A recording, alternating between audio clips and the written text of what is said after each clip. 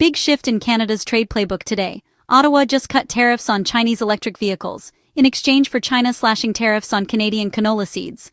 Here's the TLDR. Canada will allow up to 49,000 Chinese-made EVs a year at a 6.1% tariff. That's a huge swing from the 100% tariff set back in 2024. In return, China is dropping tariffs on Canadian canola seed to about 15% from a punishing 84%. Prime Minister Mark Carney called it a landmark deal after meeting President Xi in Beijing. He says it makes the relationship more predictable and unlocks real economic wins, nearly $3 billion in export orders, for Canadian farmers, fishers, processors. There was also a pledge toward visa-free travel for Canadians visiting China.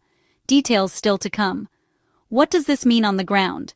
Short-term, more affordable EV choices trickling into Canada, especially as the quota reserves a growing share for sub-$35,000 CAD models by 2030. Long-term, farmers regain access to a massive canola market that had been effectively closed. Not everyone's cheering. Ontario's premier says cheaper Chinese EVs could cost Canadian auto jobs. Prairie leaders are more upbeat, pointing to relief for ag producers. And from the U.S., officials warn Canada might regret opening the door to Chinese cars. Context matters. After years of tit-for-tat tariffs, this is a reset. Fewer barriers on EVs and canola, plus a signal that Canada's diversifying trade beyond the U.S. But it's not a blank check. Human rights and other differences still limit how far cooperation goes. What I'll watch next: how fast those 49,000 EVs sell, and which brands hit the price sweet spot. If canola shipments ramp back up before March 1st, as promised.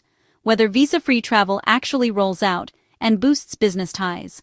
Bottom line, cheaper EVs for Canadian buyers, a lifeline for farmers, and a political fight over jobs and competition. Big move, real stakes. We'll see if it pays off.